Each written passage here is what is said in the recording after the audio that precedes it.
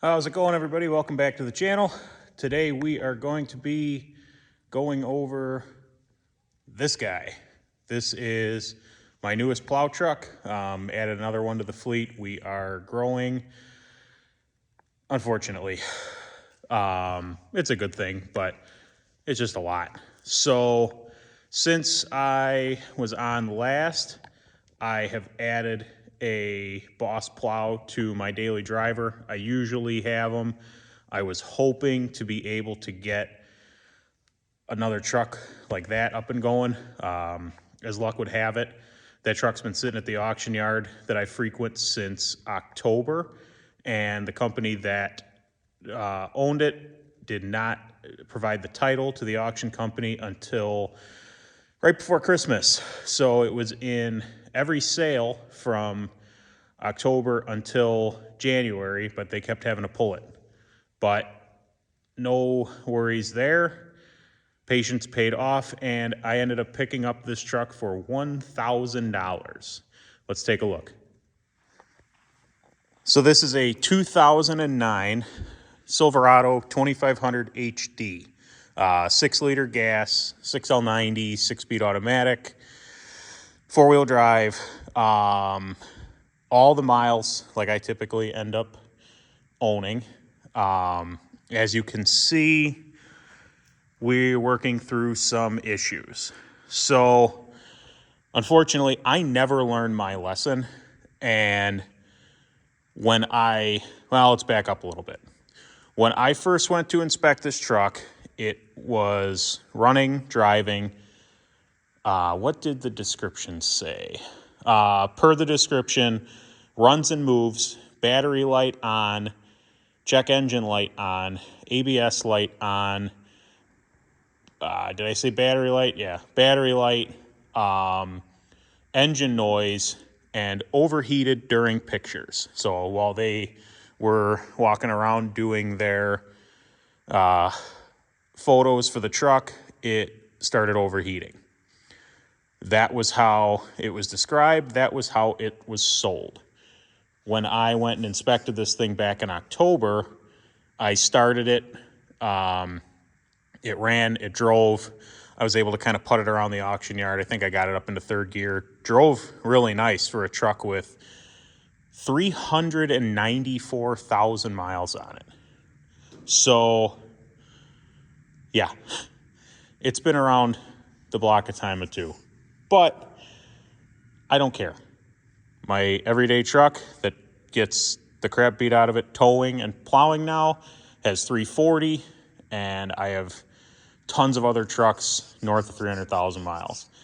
So the biggest turn on for me was that it already had a Boss mount and wiring harness. There's no controller, no plow, but I have a half a dozen controllers and multiple Boss plows, so that did not bother me. So getting ahead of myself. In October, started the truck up, needed a jump, pretty common. Ran, drove, awesome, cool. Kept waiting for it to sell. Finally, January 9th, comes up for auction, sells for $1,000. I was willing to pay like probably up to $3,000 for this thing, because the way I'm looking at it, I have roughly, call it $300 to $400 in catalytic converters alone.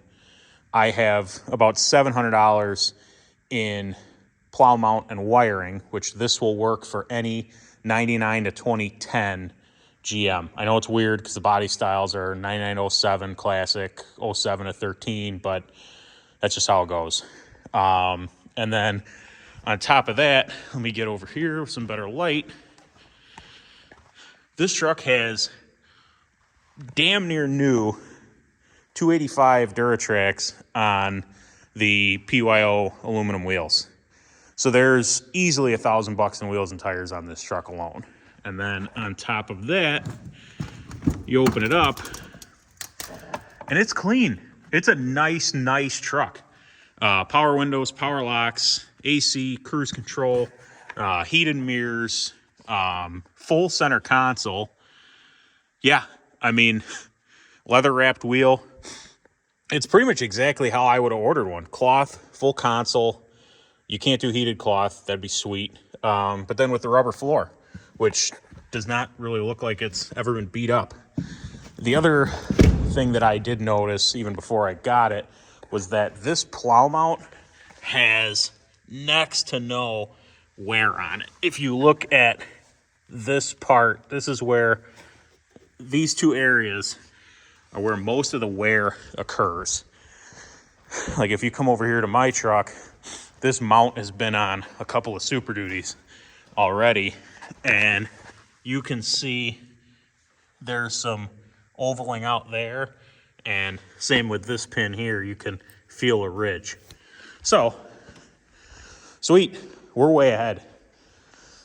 But good luck does not always last.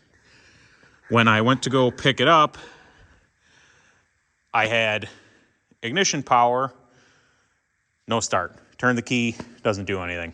All right, well, push it on the trailer and get it home. Push it off the trailer into the barn where it has sat for about a week and a half. Finally getting around to it, started about 2 days ago.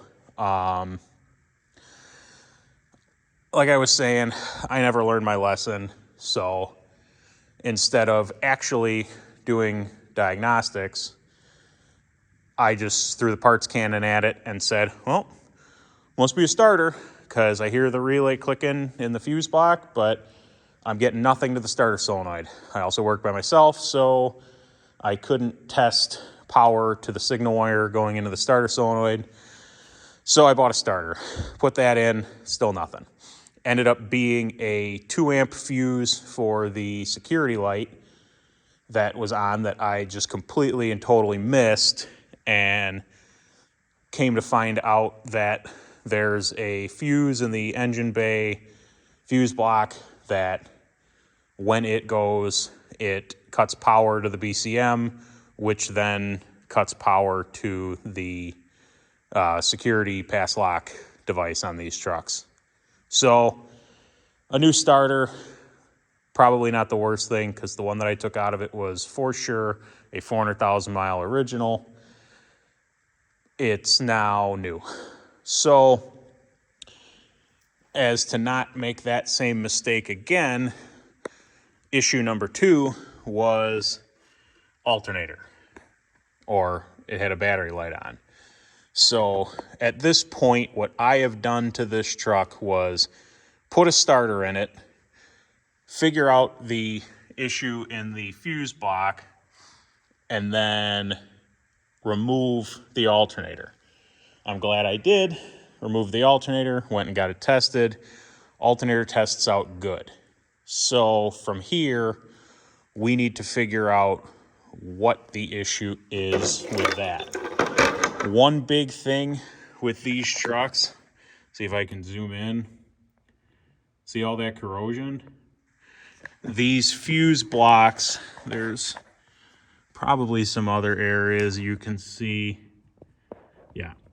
These fuse blocks in these trucks are pretty well known for being problematic in the corrosion department. I can already see some under this relay, which these 3 are fan control, fan low, fan high.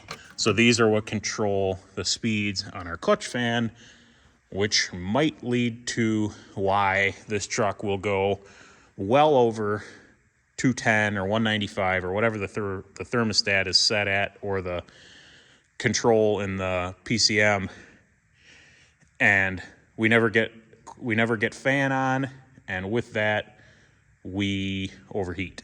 So at this point, I'm going to slap the alternator back in.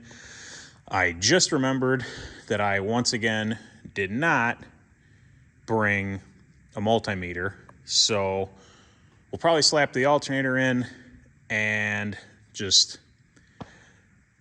run it. I had the truck running for quite a while prior, and I have not seen the alternator doing anything bad. I haven't seen the battery light going down. So I don't know. But my best guess is that just like the starting issue being in this fuse block, our charging issue is probably a wiring issue, and our cooling issue is probably an electrical issue related to this fuse block. I do know that these can come out. I had this one pulled. It might be worthwhile to just replace it, but we're gonna kind of take it one bite at a time. So let me get this alternator slapped back in here. I've got a new piece, this shroud here. I think that that should help to some degree with cooling. It's not as important as this shroud being there, which it is, but it's a start. So I have this piece to go on, alternator to go back on, and I am missing 2 of the whatever they are, these square ones with these tops come off.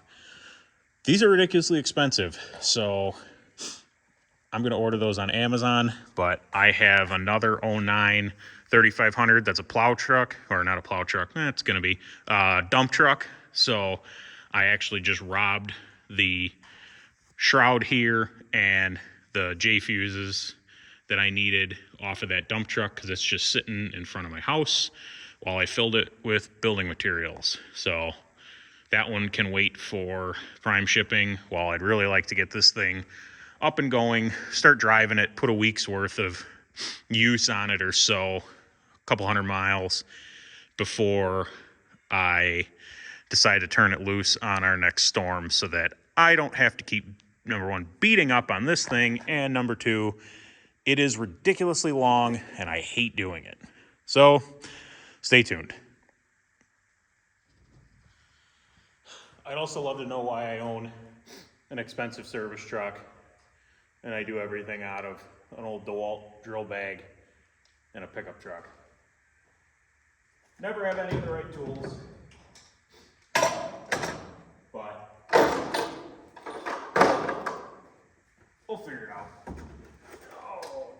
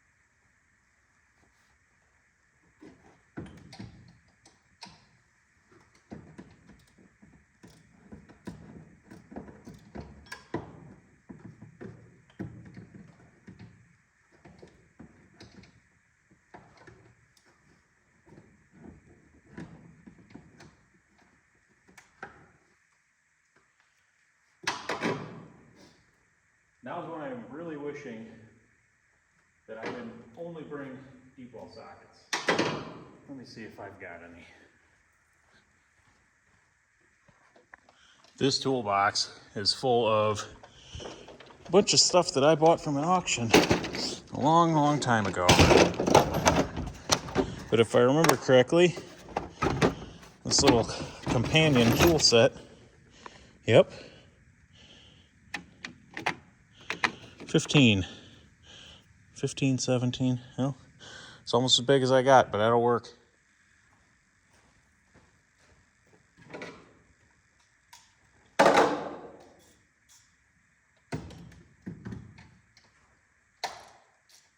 Way better.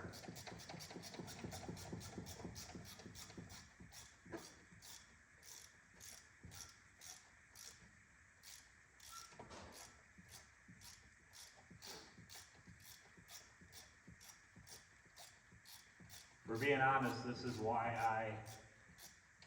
originally, when I sold my last service truck, I wasn't quite sure if it was worth replacing. And if I didn't get the one that I have now for what I paid for it, I probably wouldn't have, because in the grand scheme of things, more often than not, I never have the truck with me when I'm actually doing anything of significance. The main reason that I own that truck is because I don't have a barn yet. All right, so we have one installed alternator minus a belt, which that'll be fun. Well, I got this shorty now, but I don't know if I'm going to record putting a belt on because it ain't pretty. All right, I couldn't film you because I forgot my flashlight, so I had to use the phone. But we are now fully installed.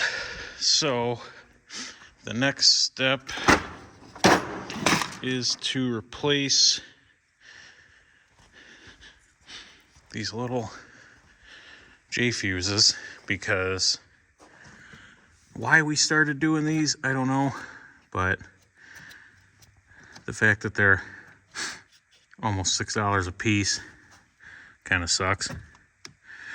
So I stole this one, which was for ABS or airbag, one of those. Stole that one to replace this for the HVAC, because that was another thing, is the HVAC wasn't working. I found a little cover. How does this go back on here?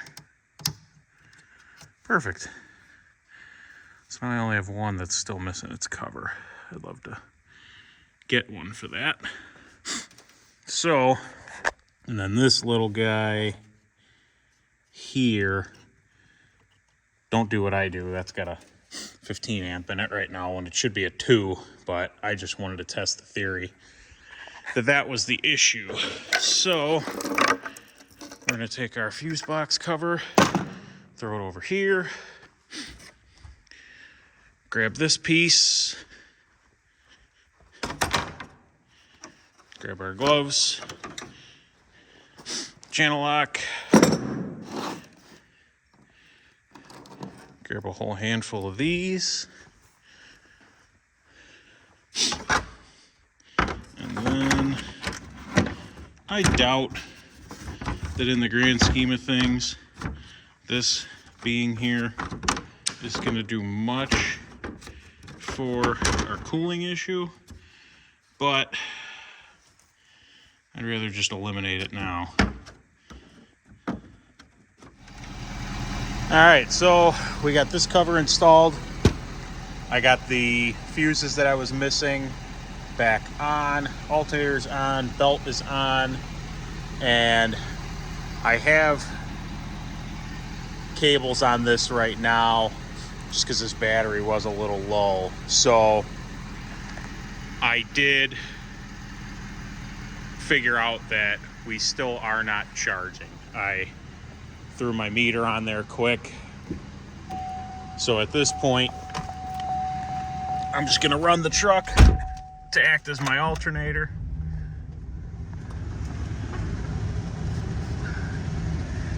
So as of now,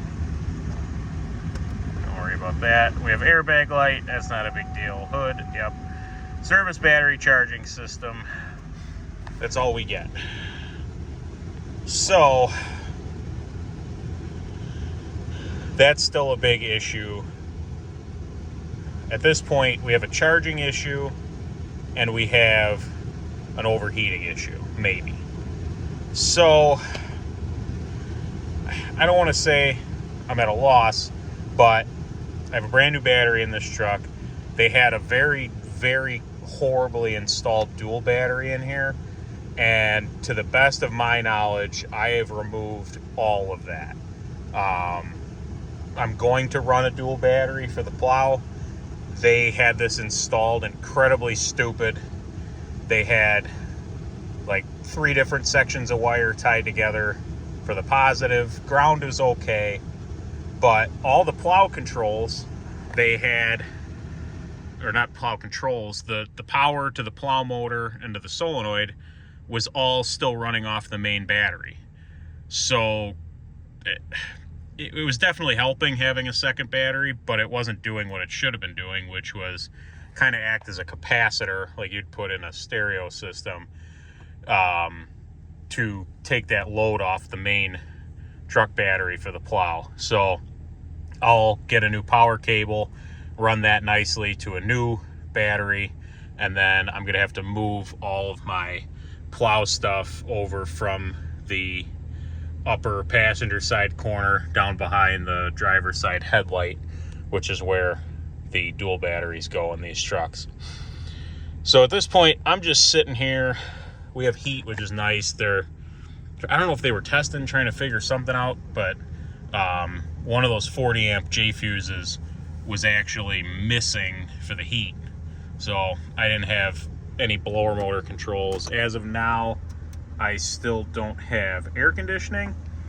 But again, this thing just seems to have a bunch of stupid little electrical issues that we will inevitably work through, and I have a feeling that's probably one of them. So this is where I'm going to leave this video for now. If you like it, please subscribe to the channel, like the video, share it. It doesn't cost you guys anything, and it helps me kind of know what everybody's interested in. This is more of a mechanical repair, I don't really say diagnostic video, but this is a little different than what I usually do, just kind of working through the problems on a single piece. So if you guys like it, you want to see more of these like cheap truck fix-ups, my goal is to be in this thing for like plowing snow for $1,500 bucks. The starter was $65, and with my buyer fees, I think I paid like $1,280 leaving the yard for this truck. So I'm hoping that with another $150 to $200 worth of parts, we should be able to have this thing up and going. So in the next video, I'm going to hope to jump into further diagnostic of this charging system. I am going to bring another alternator with me because even though the parts store told me that this one tested good, I don't necessarily always trust the parts store, and I have another 09 sitting that I know has a good alternator in it. So I'm going to probably rob the alternator out of that and test that just to completely rule that out. So charging issue and cooling issue is going to be the next part of this video, and then hopefully after that we will tie up any of the little loose ends that we've got and then hang a plow off of this thing and go try and earn our money back in the first 8-hour period that it is out. So thank you all for watching. Have a good one. We'll see you next time.